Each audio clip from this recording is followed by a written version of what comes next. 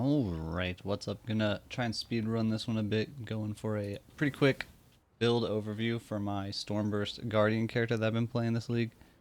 Main key feature being the Utila's Hunger chest piece. I really think this is a cool item. Lets you do some funky stuff on gearing without completely compromising your HP, namely stacking lots of uniques, which I don't actually have a ton of right now. I've got two Call of the Brotherhoods. I'm supposed to have a unique amulet, just don't have it yet.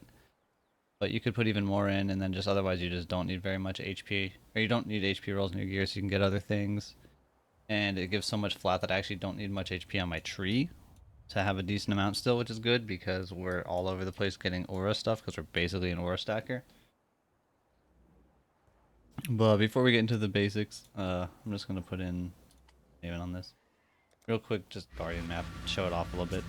But it's Stormburst. I chose Stormburst because the new Guardian gives you little minions that give you hatred, wrath, anger, and I really wanted to do the Nebula setup, which generally requires you to convert lightning damage to cold damage to get full value. I wanted to do Fizz to lightning to cold to get better value out of like the hatred. The Fizz gained as cold part of it was functional. And also the minions are limited duration. You can sustain them pretty easily. But both them and the bigger minion, the big RF guy that mitigates damage for you, they are limited duration, so being able to scale some duration feels good. So I wanted to play a skill that scaled duration, and then also was a skill that was physical base. And Stormburst also happens to do half of the lightning conversion for you, which simplifies things. And I had never played it, so I want to try it, and it's actually pretty nice. You can see, now that I've gotten it decently geared up, it's just been getting quicker and quicker. You can, oh, I forgot I can turn on RF now. I just got that set up recently. Do even more damage. You kind of just hop around, you can channel for like a pretty short amount of time, and then with all the duration, the leftover explosions are pretty strong. Single target's pretty good once it ramps up. He actually almost killed him before he teleported away even. But there is some ramp up time with Stormburst. The way it works is essentially as you channel you get more and more of the orbs. Once you reach your max, which is based on your cast speed and your total duration, you kind of equalize and you're at maximum DPS. So the ramp time is equal to whatever your skill duration is. So in my case it's 3.2 seconds. But it's pretty good. Pretty smooth. It's actually a lot smoother overall for mapping than I thought it would be. I figured it would be tanky and it would get to pretty decent damage, but maybe the mapping would be but it's actually pretty good. But alright, really quickly gonna just go over all the different things. Double Call of the Brotherhood plus Nebulous is a huge chunk of our damage. We're converting Fizz to lightning, and then we're using the Call of the Brotherhoods to convert the lightning to cold, which essentially lets you benefit from both mods of the Nebulous. If this was a perfectly rolled Nebulous with 20% on each roll, and I had 90 all res, I'm like 89, I'm missing a little aura effect still. It essentially turns into like 600% increased damage for your weapon slot. It's insane. You can even dual wield these and get a ton more damage, but I wanted to go a bit more defensive with Tempest Shield and stuff, so I needed to have a shield on. The Utila's Hunger just essentially gives you a ton of HP with the requirement that there's no life mods, not just max life, anything with a life tag you cannot have on any of your gear. This doesn't count jewels, like I have life on jewels, that's fine, but all the other gear slots you don't want any. What's really interesting about this, and especially for like an aura stacking type thing, like I'm running triple purities, if you do something with auras heavily and you run purities or purity of elements, you just get res, you can use this to make it to where you don't need any life rolls on your gear, and potentially you don't need any res really on your gear, you don't need much, which just enables, you can kind of run a lot of variety of mods, but especially running lots of uniques. Like I said, mine doesn't actually go that crazy. I'm just going to have the two Call of the Brotherhoods and an amulet eventually once I can get that set up. But if I was playing a skill that hit harder and was able to like freeze bosses, I could put on a Heat Shiver and it wouldn't feel too bad because, again, it doesn't have life roll. That's good. I was messing around for a little bit with like the Maven boots, Legacy of Fury. They were decent. You can even do things like, again, like the dual wield Nebulous could be a thing. If I went like super high investment, I got a Mage Blood. Mage Blood doesn't have a life mod. Great. The one downside of Mage Blood canceled. I think it's a really cool item though. But then, so other than that, I've got a helmet, mostly focused on getting some reservation efficiency that we needed to fill some gaps, and then just defense.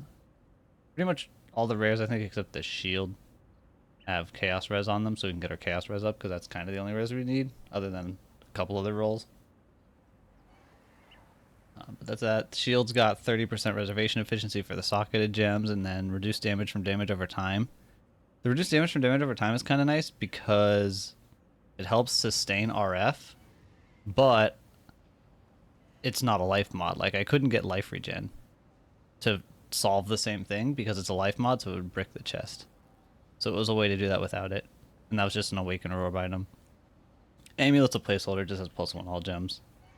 I am trying desperately to get a setup where I can either use a Eternal Struggle with Aura Effect and Exarch Dominance, so I get Aura Effect and then Culling Strike, or a Brutal Restraint with a second Aura Effect notable mod.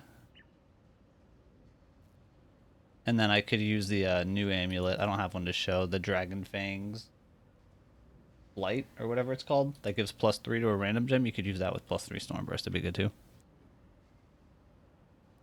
And then belt just is a ball of stats. Armor, ES, res. Boots was the most recent thing I crafted, and it's got chaos res. I'm using it for freeze chill immunity, so I was able to get rid of Brine King in place of Solaris Pantheon. I really like Solaris. I think it's very strong. And then I also rolled it intentionally to get some int and ES recharge rate. ES recharge rate is basically mana regen for the build because we're EB. And there just wasn't another suffix I needed. And then int is nice because more int equals I can replace more int nodes on my tree with tattoos. And tattoos are pretty nice, which I'll also get to. And then the last piece of gear is gloves. Either gloves or helmet I needed to get +2 AoE on Veil. Ended up hitting it on gloves first. And then got chaos res. Got a little bit of mana. Mana's not terrible because mana becomes armor and ES with Guardian. Also could be used, or also could get like a % armor ES roll. That'd be fine. Otherwise I crafted the attack cast speed all focused. This has one more prefix open, but I don't currently want to risk slamming it because if I hit a life roll, it fucks the item up because of the body armor, so I'm just fine leaving that last mod open for now. Yeah, that covers the gear. Flasks are kind of just basic whatever. Nothing even really necessary. I just picked ones that I wanted to run. And the gems, I mean, you can see all the gems in the POB. It'll be below the video. But we got Dual Curse with Arcanist Brand. We've got our RF. We've got a Molten Shell. We've got Vitality on our life. 3 ores in the shield. 3 ores in the gloves with Enlighten. Field Charge. Flame Dash in the boots. And then our Divine Blessing Haste. Passive tree, Guardian nodes, both the new minion things, they're really fucking strong. Radiant Faith is actually not that impressive, like not that impactful because we're not stacking mana. But it does give like a few hundred ES, which is just enough to help hit where we need to be for our EB. And so we can sustain because we do burn through quite a lot of ES when we're holding channel. And then Bastion of Hope for the 25-25 block. So if I've attacked and cast recently, I have basically 50-50 on block, which is quite good. Quite good, nice. And then other than that, it's a very traveling heavy tree. We go and get a whole bunch of aura nodes. A few things on the way. We've got Ellie Overload, get some jewel sockets, 1 skill effect duration wheel. The brutal restraint goes here. We need to get really as much aura effect as you can is the main stat out of this that you want, and it gives a lot of dexterity, which is good. More mana reservation, max res, stun immunity. My character's kind of scuffed right now. I crafted these boots and then a little bit later realized I messed up. I should have had armor ES boots because I was using the mastery for +1 max res if everything has armor. There actually wasn't any armor ES boots with a good fracture for sale, just period, so I didn't have the option to get one anyway. But basically I'm losing 1 passive point because where I'm spending 2 points here, I could have instead spent 1 point here for the max res. It's not a huge deal, but wouldn't recommend. Got our +1 int gems tattoo here.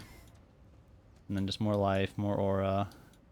Travel up here, get EB, +1 curse, more aura. A little bit of AoE. And then the tattoos, Again, the POB has all the tattoos so you can see them in detail, but there's a decent bit of skill effect duration. There's a little bit of ES recharge stuff. There's some max life ones. And I've got a handful of reduced extra for taken from crits. Probably put a couple more of these in. I think I have a couple flat regen ones, which is nice to help over sustain the RF. Probably gonna add a few more life ones, maybe some more crit reduction, and maybe some percent armor as well for the rest of the slots. And then in the jewel sockets, I'm running triple Grand Spectrum, Endurance Charge, Frenzy Charge, Max Life. Prior to getting the Grand Spectrums, I was running the Ralakesh Impatience boots, which are actually really nice. I wasn't even thinking about them when I first made the character, just bought them because I needed boosts and they have no life. They have dual res, including Chaos res, and you're channeling, so you're standing still whenever you're doing damage and you just get the charges. Really good value for early on in the build. I showed the Pantheons, but here they are again. I'm using Solaris and Ralakesh. Prior to getting the boots, I was running Brine King for freeze immunity. I covered the build. That is my current setup. POB will have essentially what I'm aiming for with the final bits of, not like insanely min-max, but what I'm going for on upgrades. See, the damage is actually pretty good in the POB. This is on low life, so this is when punishment is kicking in. Without low life, it's 8.5, so it's like 8.5 million half the time, 13.7 half the time. And then we have pretty big burst windows too. We can go in and we can turn on like our Vol Haste. That adds another big chunk. We can turn on Focus buff. That adds a pretty big chunk. If we have a Flask up, we have Onslaught. That adds a pretty big chunk. And then one other thing I was looking at that I haven't put on. I'll have to see when if I get around to some actual proper bossing. The chill on bosses isn't very impactful. Like if it's like 10% or less of a chill. I could ditch Hypothermia in place of LE Focus, specifically for bossing. You can see that's like 16.3 over 13.7, so another pretty good. But it would only be worth it, I think, with a max level Awakened LE Focus for that extra +1. Yeah, that's everything. That's the build. I think it's really fun. Good way to experiment with new Guardian and this new body armor. Hope you guys like it. Thanks for watching.